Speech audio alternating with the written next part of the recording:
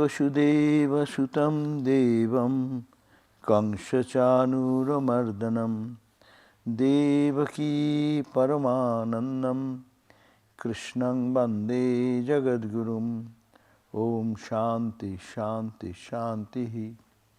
We salute Bhagavan Sri Krishna, the son of Vasudeva, the destroyer of the demons, Kamsa and Chanura, and the dear darling of the mother Devaki, the Lord of the entire universe and God of all. I salute him again and again. Om, peace, peace, peace. So you are reading chapter 4 of the Bhagavad Gita, and that is called the Jnana Karma Sannyasa. The chapter is dedicated to Jnana and Karma Sannyasa. And that chapter, we have last read the verse number, that how people are worshipping in the world in different ways. All these paths are all leading to me, as Vedanta says that all road leads to the Rome. In a common parlance we talk about that. Here also, whatever path anyone is following in the world, this is what a grand statement of universal religion. That's verse we read, verse number 11 on page 280. We have read already, just to connect with that. That verse says that ye jatha mang prapaddante tangs tathaiva bhajamaham mama vartma anuvartante manusya partha sarvasa. What is said? Ye jatha mang prapaddante. Whoever in the world is worshipping God in whatever form, ye jatha mang prapaddante, taking refuge in me, in whatever way, in a very crudest way of spirituality to the finest way of understanding about the supreme truth. So all are tangs tathaiva bhajamam. I appear before him in that way. Someone is worshipping me as Krishna, I appear before him as Krishna. Someone wants to worship as mother, I appear as mother. Someone is appearing as any other queer ideas about spirituality, because I appear before him to satisfy him and lead him from that step to the higher step and higher step to reveal my real nature. But they are all attracted to me. That's why he says, Mama Vartma, they are following my path. As it reminds us of Sri Ramakrishna, no? Sri Ramakrishna said he followed every path. And he said that every path leads to the ultimate reality. Even the path which is followed by not very sophisticated path of spirituality, pure spirituality, people may follow some left-handed practices and this. They are also my path, because through that experience their heart will be purified, and then gradually they go to higher and higher revelation, and ultimately to come to this conclusion, who am I? That identification will happen. So it is a great declaration in the Bhagavad Gita. This verse is very important, 4.11, which says, Ye jatha, in the world, in the universe, whoever in whatever way is worshipping, they are worshipping me, the absolute and unconditional. But I appear before them being unconditional, being limitless, being all pervaded. I appear before him according to the need. I appear as Rama, I appear as Krishna in the incarnation. I appear as Durga, I appear as Kali, I appear as Shiva, or in any other Buddhistic ideas of whole worship of so many gods and goddesses. I appear. Here I does not mean the Krishna the man, but Krishna the principle. That Swami Vivekananda talked it about again and again. I is not Jesus Christ, it is not I. That I who is tuned to the Father, that I. So that is the I, and that appears here. So grand declaration, Manusya Partha Sarvasa. So in whatever way people identify with me, the capital, in the same way do I carry out their desires. That means they want to see me that way, I appear that way. They want to pray to me, to give some gifts I give it to that God. You go to Ma Kali, you pray for some what called good job, and by mother's grace one gets job. Huh? That's also mother's grace. I appear. Why? After getting that, you will feel that, oh, there is some entity, mother is there, she listens to me, so I can pray. Then you grow in devotion and grow gradually from there. No? Someone goes to Mother Saraswati, give me some school examination or this profession I am doing, give me some wisdom. Ma will give some wisdom. By that they will grow. So it is I am appearing in different forms. That's why the concept of Vedanta is like, we remember that from the infinite ocean of consciousness rising all the gods and goddesses, no? The form of all divine entities come out of them. And they again merge into the consciousness. So it is coming from Satchidananda. One big wave is Mother Durga, Mother Kali, Mother. So, and again, the absolute Brahman is the one which you call Atman or self, absolute. So it is He appearing, or the truth appearing in so many forms. So I carry out the desires. People pursue my path, O Partho, in all the ways, throughout all the paths. That means even they are doing, those who are doing Murti Puja, the worshippers of forms and names of God in different ways, or those who worship Nirguna, there is no quality, Nirakara, Brahma idea, those who can worship Him, Nirakara, the absolute, formless, with the qualities of compassion, holiness, love, purity. In whatever aspect they worship me, I appear. And for this fulfillment of the desire of the infinite number of people, they approach different gods and goddesses. That is called Kshudra Devata. Devatas are khud, and it is called the demigods. No, sometimes it is translated in the ISKCON books and other books also. Demigods. Oh, demigods are there, and one god is there. So many gods they don't compete among each other. Demigods means the student is thinking that divine with a demi form. He cannot give Brahma Jnana, but he can give you money. So you go to Mother Lakshmi, she can give you money. If you want to go for success, go to Ganesha for success. So that's Kshudra Devata. We can ask Brahma Jnana from Ganesha also. But people normally go to Ganesha for asking for success. So these, they are called Kshudra Devata. Why they go? Because these people have different tendencies. They think their desire is different. Someone's demand is different. If he is satisfied with one success in life, why do we need God there? When he will be dissatisfied after getting that desired end, then say, no, I am not satisfied. Then he will go for higher. So we have to understand. So first to have something, fulfill the desire. Then you can transcend the desire. So transcendence of desire does not happen. I have never tasted good ice cream, and I see ice cream and my mind is talking about ice cream.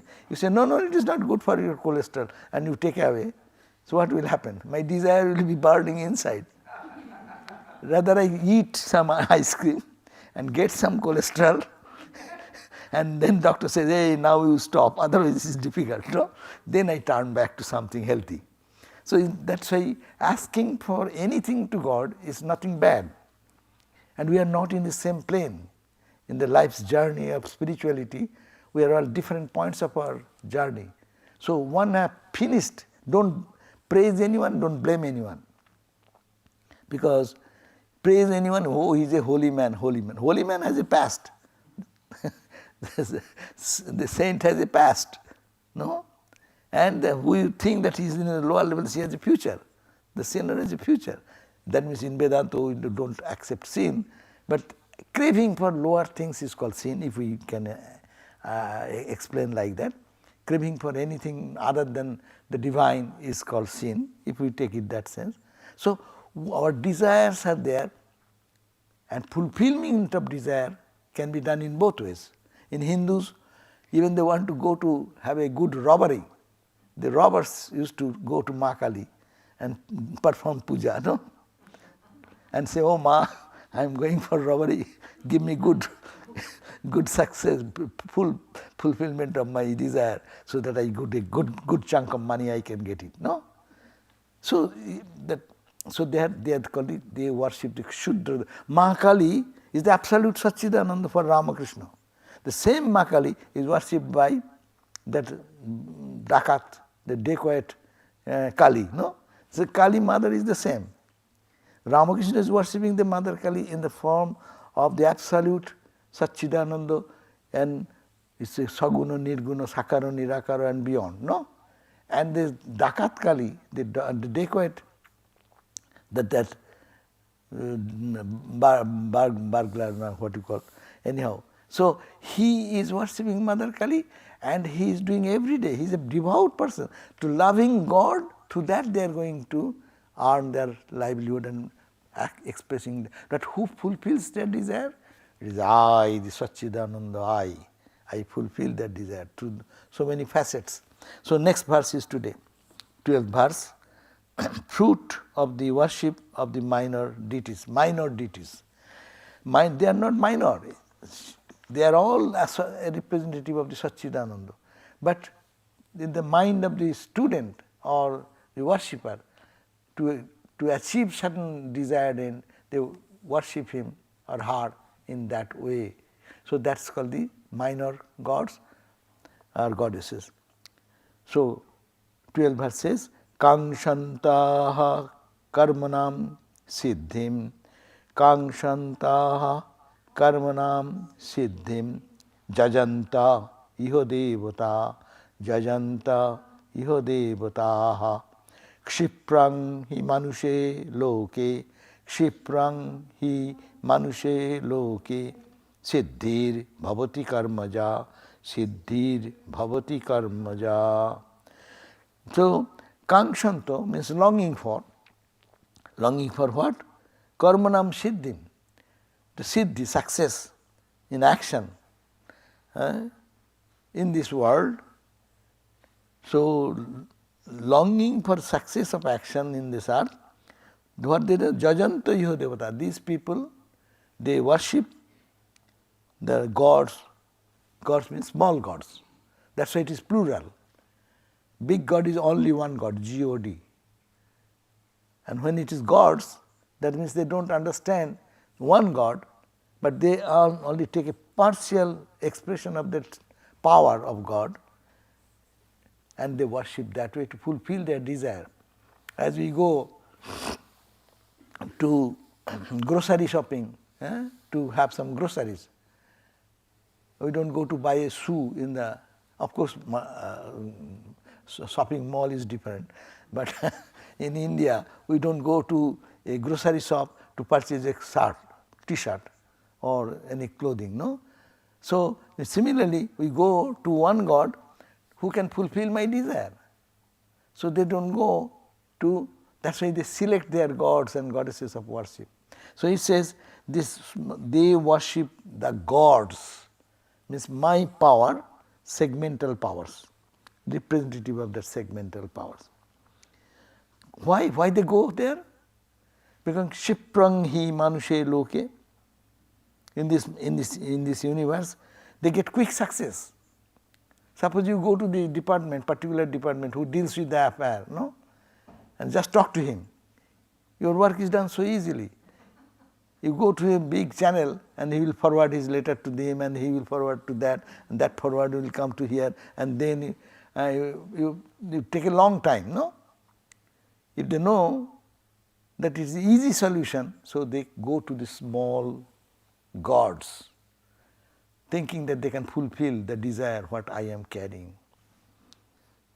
And so the Kshiprang Manusya Siddhir Bhavati, they become successful by praying, and when they get success, they grow in faith. Like the Christ did all these miracles. It is for showing, instituting deeper faith and reverence and feeling of presence of God who responds to our call. So to get that, instilling that this miracles have been done. But miracles are obstacles because it stops further growth, but still it is not stops altogether, but it takes us another step to another step to another step. So, the running translation explanation is here. The higher the ideal, the more arduously one has to prepare oneself for it, and the longer one has to wait for it. No, you want to be a PhD, then how many years you have to plan for? You want to be a doctor, how many years you want to get? But quick fix, you get a nursing course of 2 years, or you get something. Yes, okay. Even for working in the McDonald's, you may have some training. Training period is how much? Short period of training, and then you get a job, small job, and you are satisfied with that. One is satisfied. Okay, that's okay. But if you want, or you will have a CEO job, then you will have to spend so much time and energy and to learn so many things and to compete with others and then establish yourself. So, spiritual life also, if you want quick fix things, go to Shudra Devata, minor gods. And if you want to God realization, then you have to come to me. That me means that eternal consciousness. I don't want anything. All these allurements are given to Kathopanishad by to Nachiketa. All these allurements. He said, no, I don't want anything. But if I have the desire to have all these things, then what shall I do? I say, I want this. Let me have it first. Then renunciation will come. When I understand that, experience that, and know that it is not permanent, it is not really what I wanted, then we all give up that thing and search for something else. So, this is the higher ideal. As high is the ideal, so much renunciation is needed, so much delay is needed. To have a pure life, to build up a pure life, how much struggle one has to go through to lead in the household life or in monastic life. To be a good sadhu, whole life, struggle to purify the mind, purify your action, think of God, love others, all these things to practice every day. It is an arduous task. But quick fix. Anyone can wear a Gerua cloth and give good sermon and talk, and people may flock around that, and you may immediately be an avatar of the new age. So that may be momentary, but it will go away also momentarily. But if his life is built up with a higher goal, it will take its own time. So that's why we have to pay that value, that people, but they are not wrong. No one is wrong here. This is the beauty of the Bhagavad Gita. He is not criticizing anyone. So, not saying they are lost their track. No, they are in the path.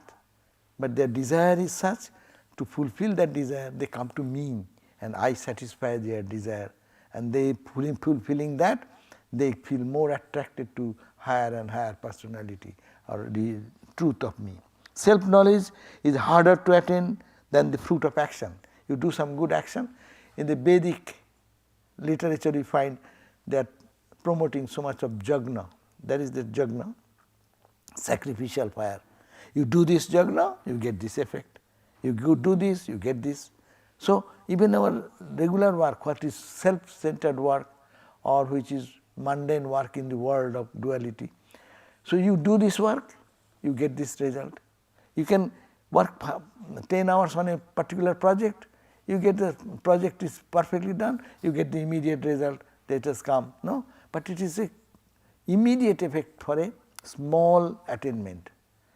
But if you want, as I said, the high position in the company, or you have to do a really dent, make a dent in your life, it needs much sacrifice, much dedication. In spiritual life also is the same. So, what is perceived by the senses is portrayed as the world of man, where quick results can be obtained, but they are impermanent in character. The ignorant seek for the sense objects easily obtainable. Access to the monarch is harder to get, but it is very consequential. Acquaintance with a petty page of monarch is easily got, but it is of no consequence. Devotion, wisdom, salvation and such like divine gifts come to the worshipper of Ishvara.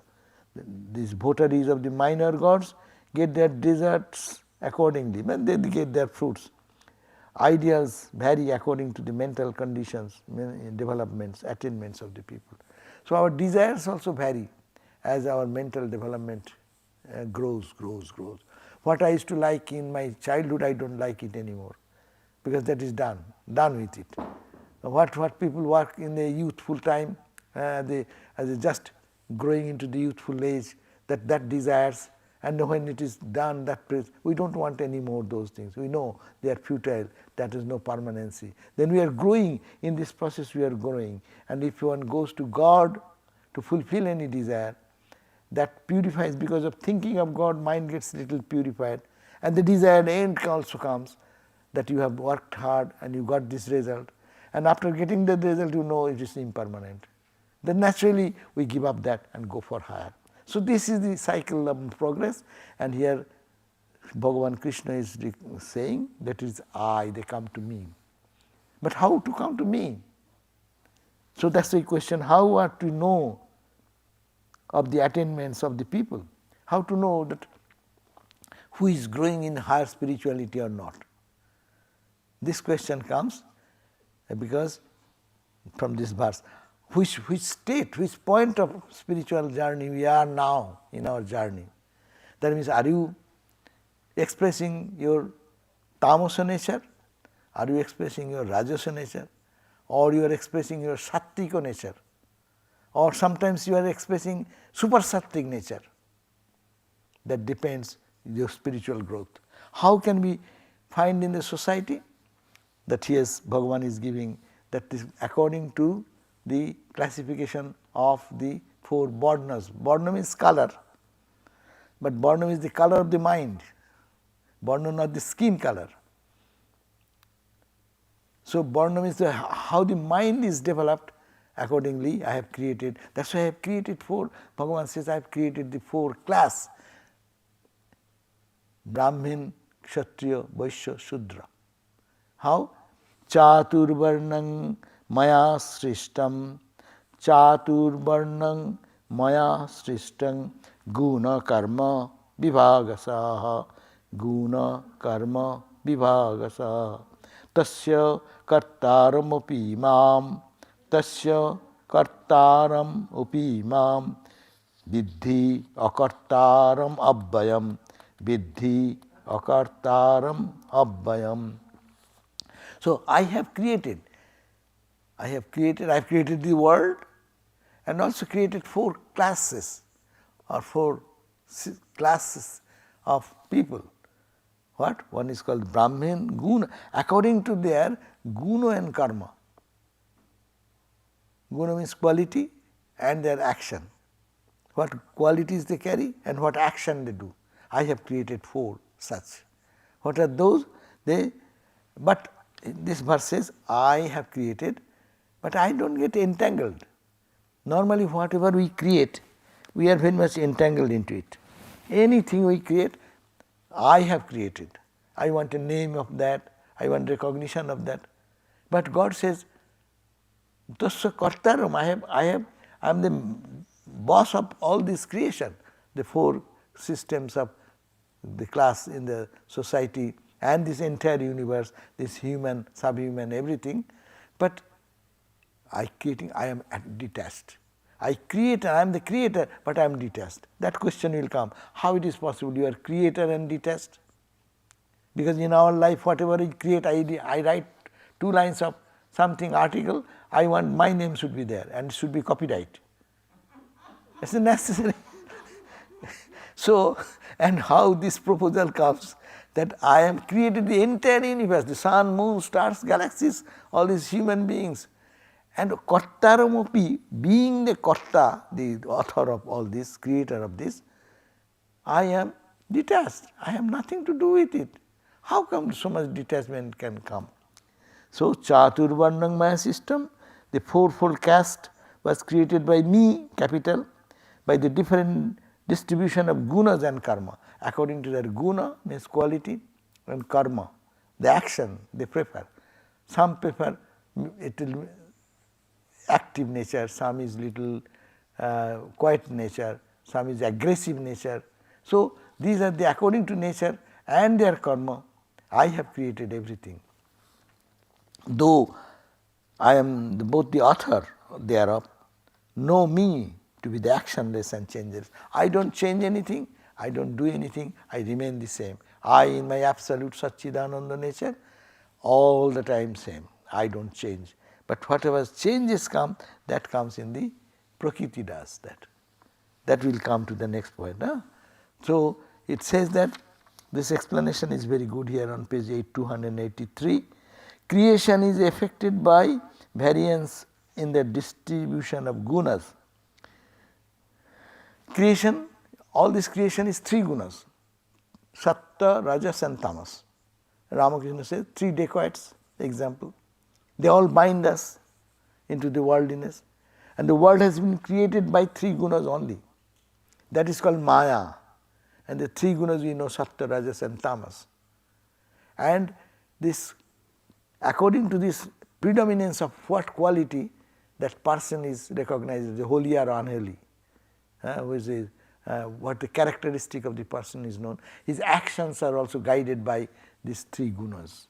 When we are prompted by Sattva guna, we go for meditation, prayer, our heart thinks for the poor, suffering people. We feel sympathy, empathy, compassion, all these things. When I am Rajas, ego comes, I did this, what about you? All this competition and fight goes on. And Tamas, dull, insensient, and also like brutal and nasty, vulgar. So, it is not that absolute one guna, but combination of this. But majority is that when Sattva predominates, there will be say 80% Sattva, or it can vary any range. There will be Tamas and Rajas is there, but they are dominant, not dominant. They are subdued by the force of Sattvika quality. And then when Rajas comes, other 2 are subdued. So, this is the, all this world is a 3 gunas play. So, it says creation is affected by variation in the distribution of gunas. The jiva, as we are all individual, in whom Sattva guna predominates, he is called a Brahmana. Who is a Brahmana? Anyone in the world. See how universal is this. In India, we all know they are Brahmins who have a sacred thread, no? But Gita does not say that, and Bhagavan does not say that. Who is a Brahman? We are all Brahmins here sitting. Who? Because Sattvika quality who is manifesting. They are called Brahmins. Not by birth, Brahmin's son is birthed. His son is Brahmin. So, he says that jiva in whom sattva, jiva is a generalized term, the universal term. It is in every country, every place where there is a quality, this quality, that it is predominance of the sattva guna, and that means they are more compassionate, loving, caring, as we said, sattva qualities. They are called Brahmana. He is a Kshatriya in whom sattva quality seasoned with rajas, rajaguna also, that rajas, rishi, the king, Janaka and others, they are fighters, at the same time they are rishis. So, Brahmanic quality so high, mixed with rajas, little rajas. Like if I find the Swami Vivekananda and others. Swami Vivekananda has rajas, is it not? But sattva dominated rajas. Sattva quality major urge is to redeem the humanity. That is a call, sattvika quality. But Ramakrishna's body is not fit. It is sattva, 99.9% sattva, and that 0.1%, 0.01%, by that you cannot preach like Vivekananda. Yeah. So, he needed Vivekananda with sattva, with rajas. But rajas is so limited, so much, more, sometimes another, oh, what am I doing? And then he wants to go to samadhi all the time. That is why you find That's in his whole life, he says, oh, whenever I want to go into silence, something disturbance will come and they pull me out of my samadhi. No, he is going to give up, don't follow me. He is scolding Akhandananda and others. But he was going to silence and somebody is sick. What should he do? He had to run back to the monastery again because Ramakrishna has given this responsibility to him. So it is, his mind is sattva, but pushed with rajas. That's why he could work so much, that work in the whole world he could do that. So it is that is the sattva seasoned with rajas. But that's why Swamiji is called the kshatriya, the warrior. He is born in warrior family also. No, kshatriya. Brahmin is Ramakrishna's Brahmin. Even birthwise, you look at that, society is birthwise. And Vivekananda is a kshatriya. But sattva in the true sense, that means predominance of sattva quality mixed with rajas. To do good to the world, you need some power to act. The man of third rank is Vaishya, who is imbued mainly with rajas. His rajas is more, and sparingly with sattvika quality and tamas quality also. No? So you can find that the business class people, they have their charity also. They do good charities. You go to Gujarat and other areas, they are very good in business, but they do so much charity for the temple, for poor people feeding. Even the charities in the Himalayan range, when the sadhus want to have bhiksha, these people, the charitable people, they offer money for sadhus eating. That they every month they supply some cook, some place to cook, and their stay, all these expenses they bear. So they have sattvika quality. And this is the business mind is there, how to make a profit, that is also there. So they are mixed like that. And the Sudra means those who are working class people, the last man, tamas, regulated by rajas. They have tamas quality more, but there is also their rajas, that's why they can function in the world in the forefront.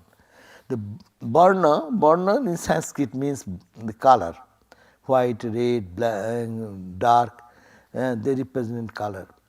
That means white is represented by sattva quality, red is expressed as rajas quality, and the dark color is tamas quality. It may be mentioned here that the entire universe is an imprint of the trigunas, or the entire universe is an imprint of the tricolor. With variations of the three gunas in the man, his colors undergo changes. So the four classes of men are respectively white, lotus red, yellow and dark. I don't say black. But this is due not to the color of the skin, but it is color of the mind. Whose mind is more sattvika, whose mind is more rajasika, whose mind is more tamasika. The world of man's classification of himself into the four castes based on the birth and parentage is merely a convention hardly ever tallying with his attainments. So that's why Ramakrishna came. This caste system was the glory of India. With this quality, you have the quality, you are Brahmin. See, it was forgotten. And it's worst effort India suffered, caste system, as black people are boycotted here and treated here. In India, caste system is trouble the other people who have good quality people, sattvika people, maybe born in another family. He was tortured by the upper class people. This Brahmin is the upper class. But Brahmin is not, he is not Brahmin. He is born in the Brahmin family only. Brahmin's son behaving like a tamasa person who should be Sudra. But he poses to be Brahmin, and the Sudra who may be Brahmin quality, so this is all forgotten. This is the new age has come. Ramakrishna came back to break all this barrier and to establish Brahmana Dharma. What is the Brahminic quality? That is the Sattvika quality. That's why in our order, look at that. We don't judge for whether Hindu or Muslim or Christian or Jew or any in Indian division of subdivisions, how many backgrounds, no condition. You love God, Sattvika quality, do want to serve God and serve people, you are a Brahmin, come. This is not breaking the rules of ancient India, that sannyasa is for the Brahmins. Why? Unless you have the basic Brahminic quality, you cannot be in this order to live. You will create a trouble for us. Anyone coming with that mentality, if they are not really Brahminic, they will create all types of nonsense what is goes on in the outside world also.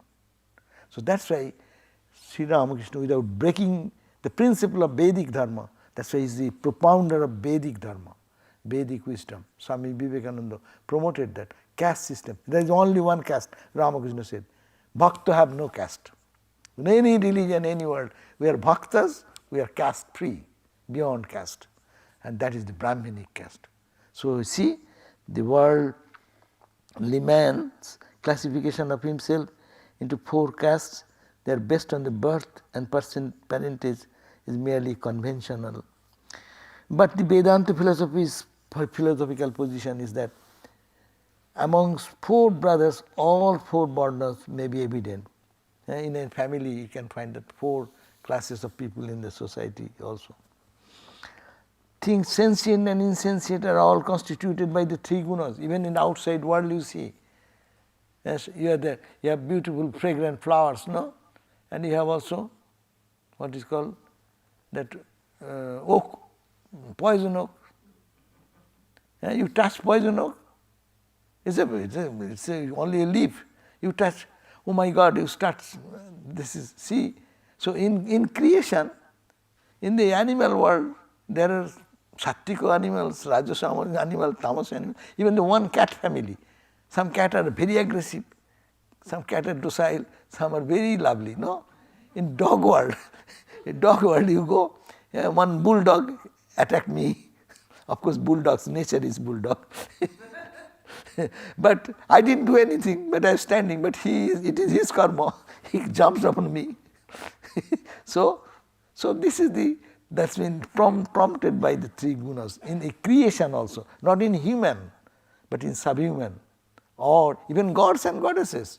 They are also, see, they are super sattvic, less sattvic. Even Brahmogyanis, Brahmavid, Brahmabaro, Brahmaburiyan, that is all the manifestation of the sattvika quality, hot degree, how much degree, tamas and rajas is distributed. So this is the classification, the whole cosmos is created. But creating all these things also, he remains actionless. That is the beauty of God. He has created the entire universe, so much variety, but he himself remains untouched by anything. So 285, last but one paragraph, how the Lord remains actionless and changeless even while propelling the whole universe. That has been explained in the chapter 9, you can go to 5 to 10 verses, but it will be, so that there I go to that page is 492. If you can turn 492, then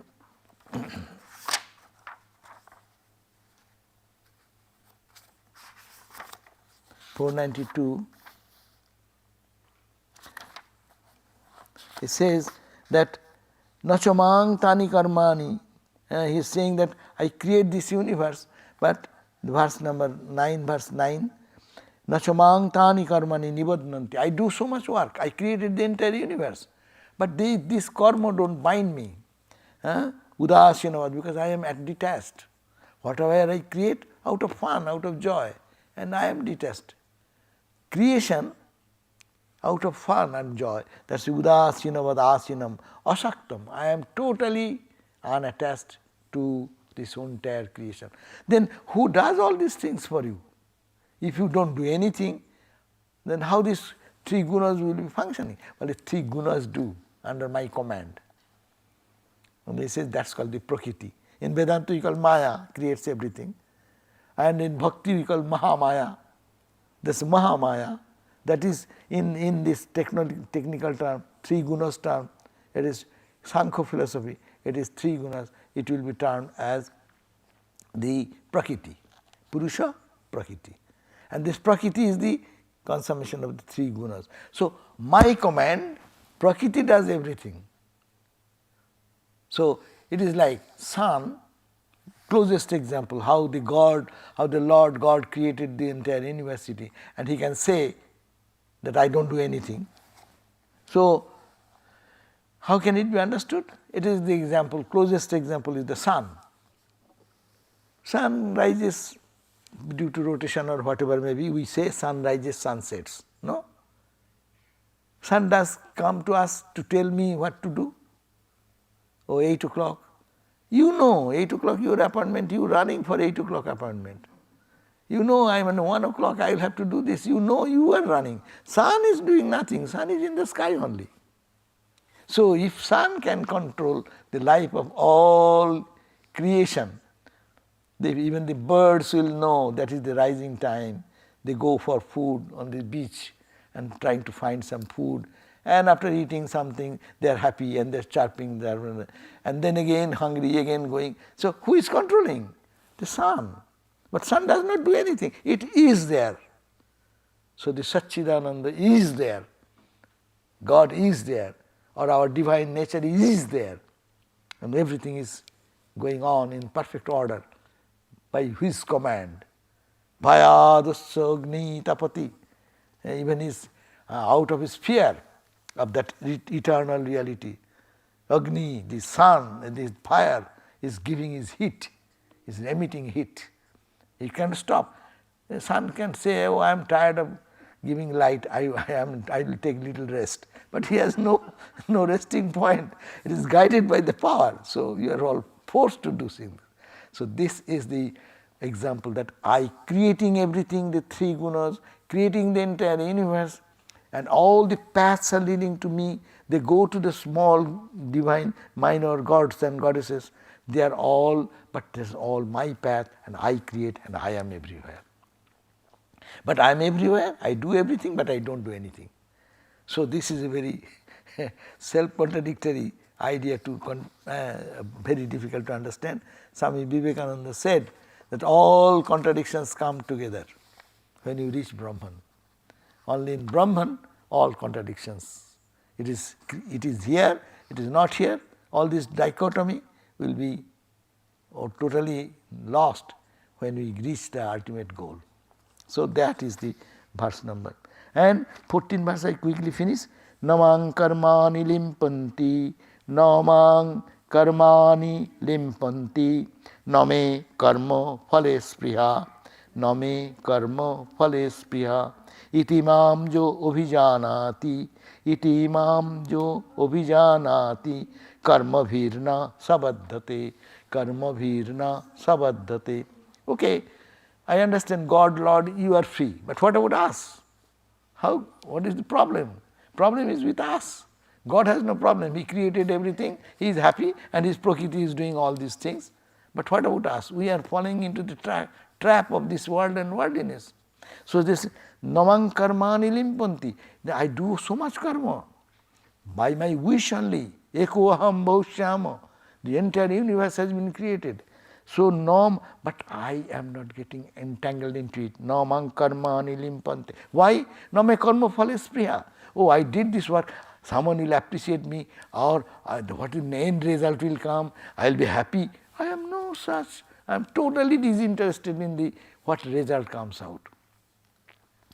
If you know this way, if anyone, any sadhaka, any spiritual aspirant knows that God has no attachment to anything, neither the creation, the effect of this creation, what is going on, the result, he is not interested into it, knowing thus God as thus, your mind will be purified. You will learn to do work and detach. And it's okay, I did it for God, I am nothing, my ownership is gone. That example, make a Ramakrishna sandwich and give it to Ramakrishna. One sandwich, one work you did, Ramakrishna start, Ramakrishna end, and in between work. And that sandwich is given to Ramakrishna. Finished. One given, that means no karma follow to you. Whatever you did, offer it every moment, every moment, every moment. So, if people praise, thank God. If people blame, thank God. So, we become free. So, this is the simple formula. How will you do that? Because no, God has created the world in this way. He created the entire universe. How much is the glory of that creation? And what is the end result of it? He is neither interested in that, neither the result. So, if I think of him, my mind will be like him. As we think, so we become. As much as the way we think in our life, we are the expression of our thought. Your mind is an expression. Mind influences our personality. A boy going into a wrong, say, gang association, the same boy so quickly turns into different, his way of walking, looking, everything changes because in mind. So, if I take this in mind, thinking that Lord has created this whole universe, detached totally from his creation, but he is only observing there, it is out of fun. That is why it is called the Leela, God's creation, Leela. He is not attached to it. Then if I think of him as my goal of life, then my mind will be free from all entanglements and bondage. So I will be that truth, to reach that truth, I will be the person. So this verse says, nor do action taint me, nor is the fruit of action desired by me. He who thus knows me, that means we the aspirants, if we knew that God is like that. So, if you think of that God, your heart will be colored in the coloring of that ideas, and then at a point will come when the revelation will say, I am also akarta, I don't do anything. It's my body mind does. That experience. What we say every day, I am not the body, not the mind, I am the Atman, that will come. How a practical path. The thinking God has created the whole universe. He remaining creating everything, he is not doer of anything, detached, not only the action, but also the end result, what is coming, he is unconcerned about it, and that is why he is free all the time. So, if we think God as our ideal, and Ramakrishna like that is our goal, thinking of God in that perspective, our mind will be purified and we will be able to be like that, detached, being in the world, enjoy the freedom, not attached to name and fame, not attached to glory, not attached to blame. Whatever they do, it is their business. It is guna guneshu vartante. That was another formula Swami Premesananda used to say. If anyone blames you or you see someone is angry, don't say, hey, why are you angry? Say, oh, it is you are under the rajas quality now. If someone is very kind to you, oh, you are sattva quality now. That means you are not, glory is not going to you, but the sattva quality. And what is bad, that is not going to you, we will be happy. I am good, but my gunas are bad, that is okay. So you will not mind that much bad. Your guna, rajaguna is doing that. Your tamas, you become so mean and unkind. How can it be? Tamas is working on you. Yeah, okay, tamas is working, I am also good. So this is the discrimination, if we can do, then freedom will come more. So this is the inclination of this verse number. So it says, karma produces modification of the mind, the egotistic man. I do, I enjoy.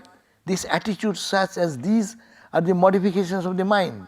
But the Lord is free from egoism. He is therefore untainted by actions.